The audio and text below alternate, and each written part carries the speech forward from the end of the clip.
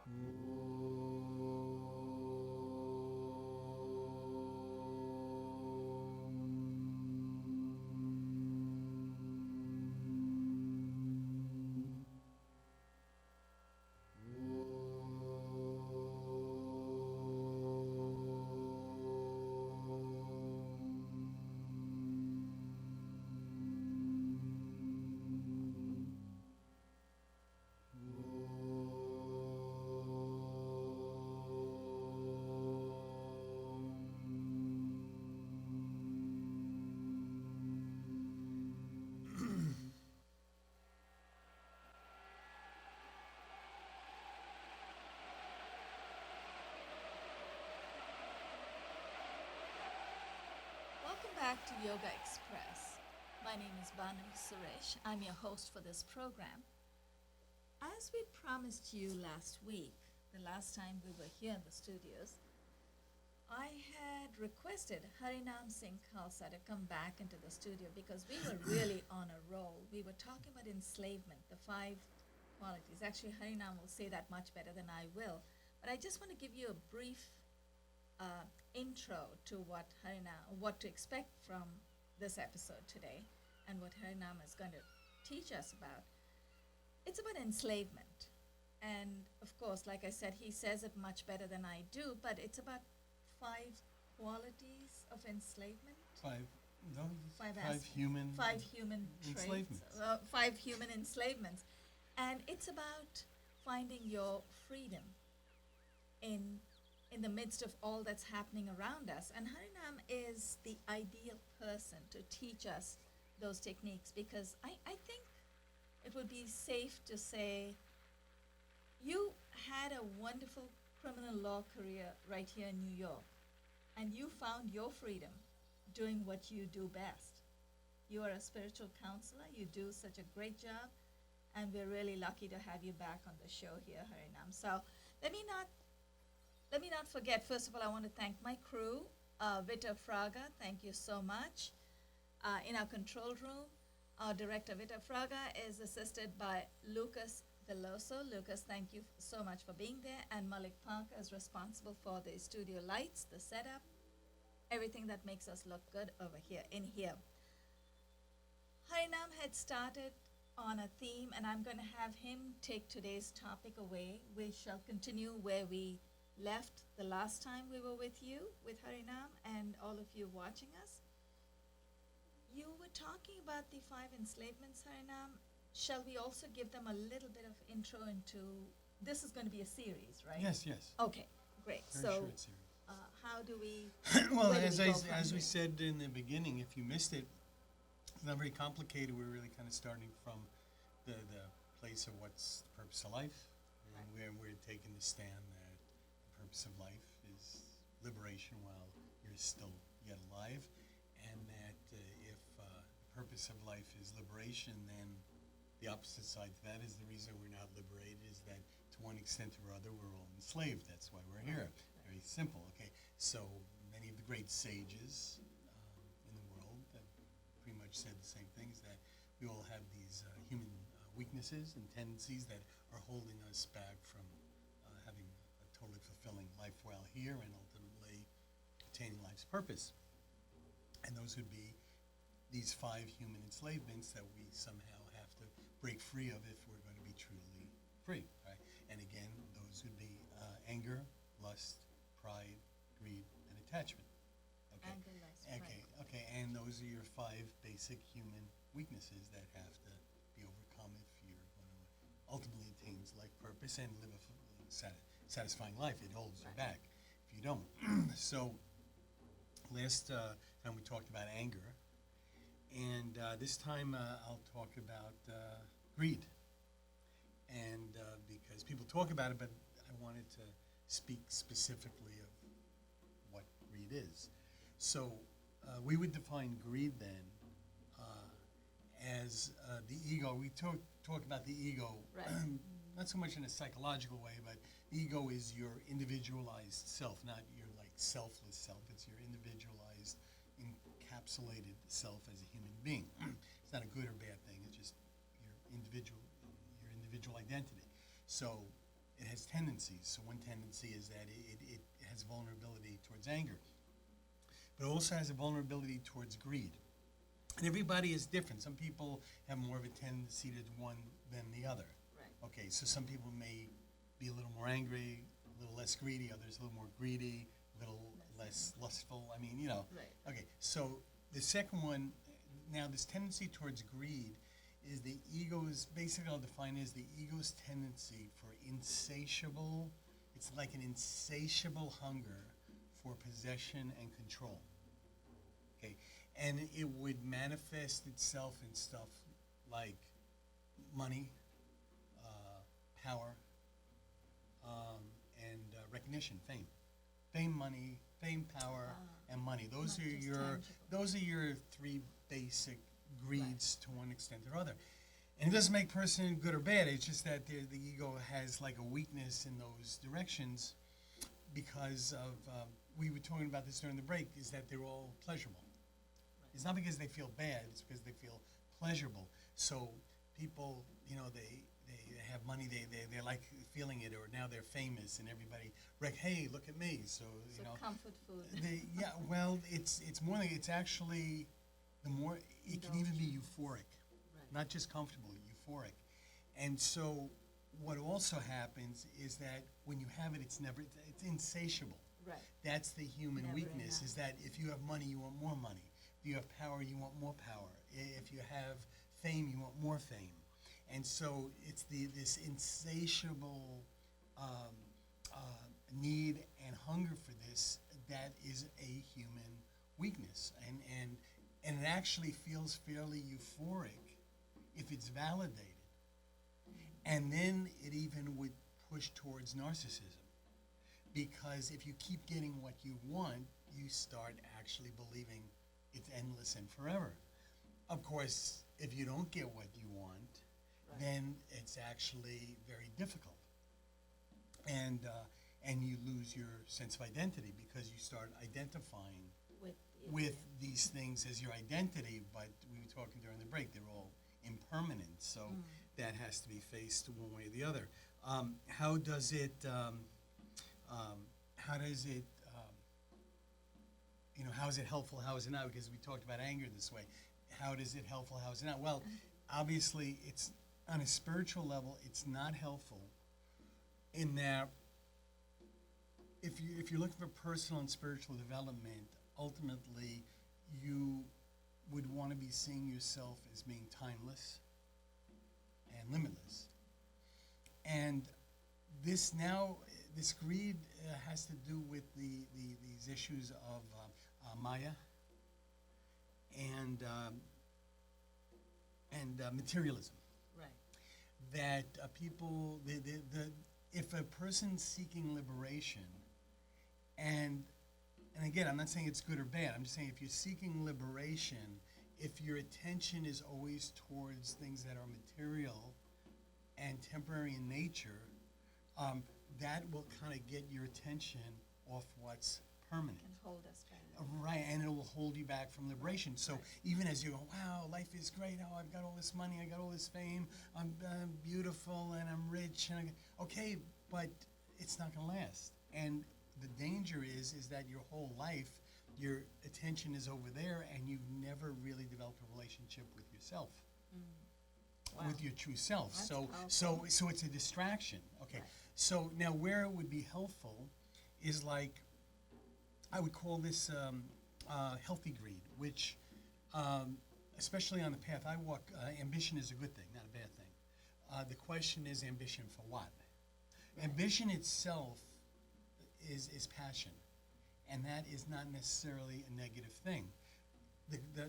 It's a good thing if you're passionate and you're greedy for liberation, if you're on a spiritual path. Got So it. you have a greed, but the greed is basically to serve humanity. You have a greed to be the best person you can. You have a greed to feel one with God, and you'll do anything to do it. And I've experienced that in my life. I'm a very greedy person. I'm very ambitious, but that ambition is for wisdom and for liberation. So there's a positive. So there's a positive element to it if you take advantage of it, but most people never see that. They're kind of blinded by it. Right. And so that's the thing. So now, and again, how do you deal with it? We were talking about this with anger. So greed can enslave you. So how do you deal with it? And like in anger, you can channel it. So in other words, as I mentioned, knowing that as a human being, I have a tendency towards greed, I can make the conscious choice on where to channel that greed. So I'll channel that greed towards things that I consider to be conscious and enlightening, and not channel the greed towards things that are material and temporary, although I can enjoy those things. Right. The other way to kind of have it in perspective is that I actually enjoy material things, but to be free of them, just being poor doesn't mean you're free of them. Right. Okay, you just don't know. Sometimes it's better to have it and be able to overcome than never to have it. Right. So if you've never had it, you've never actually had that test. The test is I learned this from my own spiritual teacher, to have it and not have it own you. You own it, it doesn't own you. And so the way to do that, and then we get to non-attachment, the way to do that, again, is to channel it. The other thing to do is when you have it, take a deep breath, because realize that you're not going to be here forever. You have to remind yourself that it's temporary. It's not worthless, but it's not everything. So you have to see it in its perspective, which you have to constantly remind yourself, because it's so euphoric when you have it that you have to remind yourself that it's only temporary. And then the other thing is that, and I've learned this, there is a way for, it's very simple, and I would say this to anybody in the audience who has these things, fame, wealth, power, is that I've learned that in day-to-day life, there's two ways you can deal with this. The one is whatever you have, don't hold on to it. Let it flow, share it with other people. That's true prosperity. Is like whatever comes to you, don't try to possess it. Because if you just kind of let it come through for you and share it with others, then it loses its control in you. It only has control of you when you try to, you think you control it, but it's actually controlling you. So you have to, and then the other thing is that always give credit to other people. No matter what you have, always acknowledge that you have it because of the efforts of other people. As long as you do that, then everything is a perspective. So you're very free. You have all this stuff, but you're not trying to possess or control it. So that's how to overcome it. And then finally, we talked about this with anger. Instead of like trying to attack it directly, there are virtues that you can master. And the mastery of these virtues will actually neutralize the enslavement that this aspect of your ego has. So for instance, if you're trying to deal with greed, instead of trying to I'm not going to be greedy, it's a better strategy to develop your virtue of generosity and humility. And humility is, well, ultimately it's by thy grace. And secondly, it's with the help that I got from fellow human beings. So it's by the grace of God and by the help of other people. Anything I have was actually given to me by other people. It's not because of me, it's because of other people. And then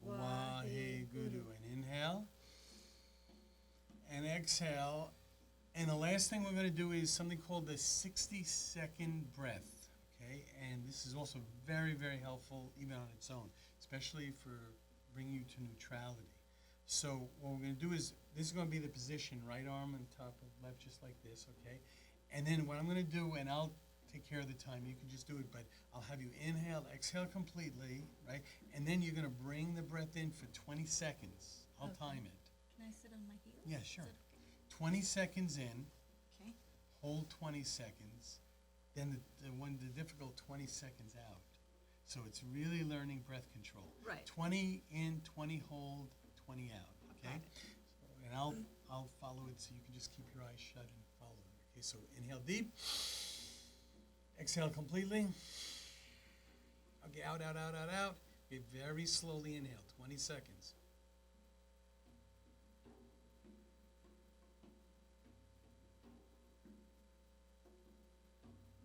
Very slow.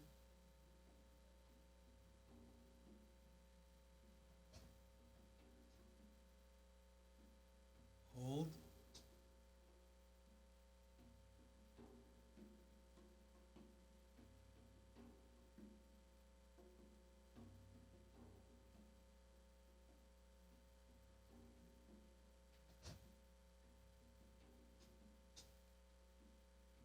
Very slowly out. Slow, slow, slow, slow. Slow.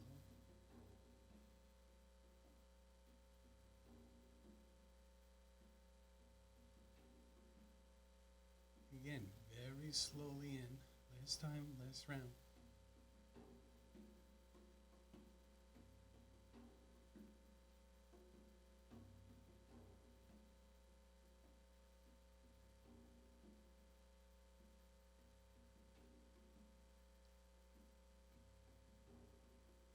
Hold. Keep holding.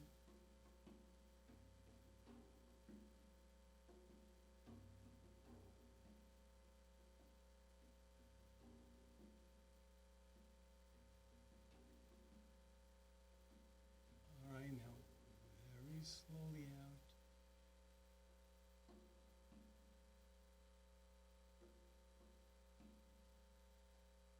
Almost there, another 10 seconds. Almost there.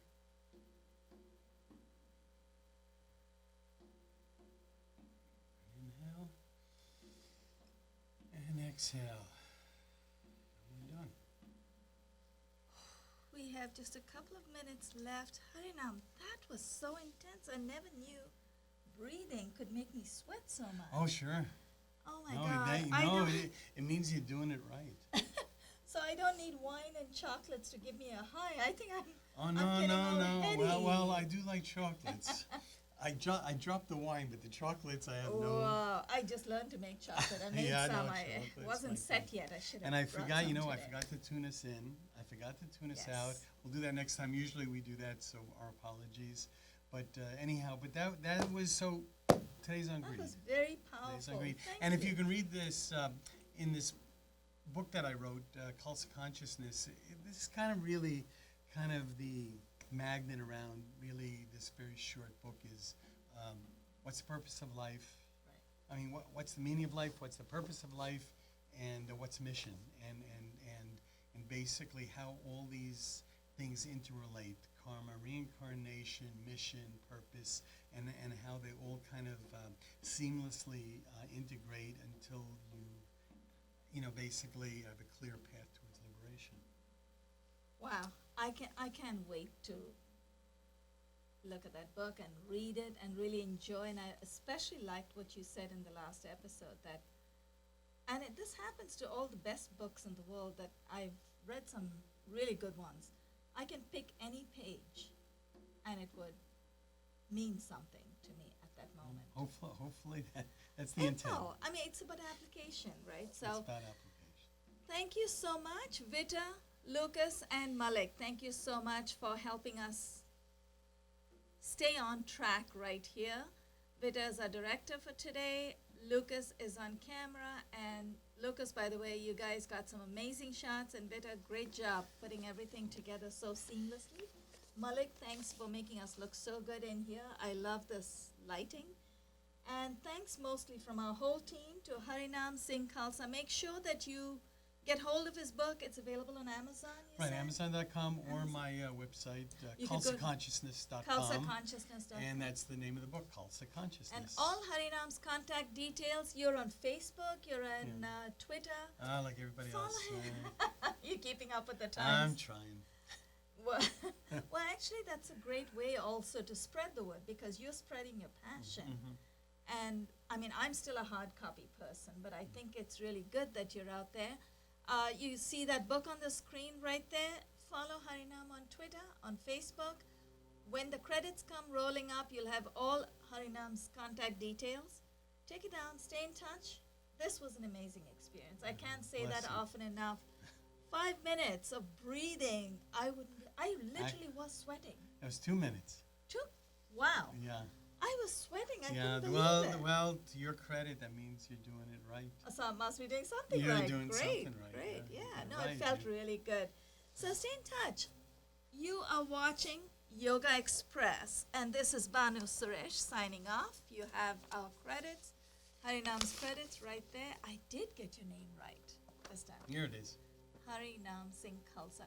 So Khalsa is your practice. No, Khalsa, and you'll see it in the book. It's you're from India, you know Guru Gobind Guru Singh. Gobind, Guru yes. Gobind Singh created the Khalsa Okay. in 1699, and as I explained in the book, that was like a brotherhood and sisterhood I was going to ask. that is it- was yeah. following this particular dharma. Right, That is so the Khalsa is a concept. The Khalsa, That's it's like it's like the Jedi in Star Wars, actually. Right. It's the best way to describe it, actually. That was, I mean, really, and I swear that George Lucas knocked this off, because it's basically the Khalsa is kind of like the Jedi, Right. and a person who is in there is identified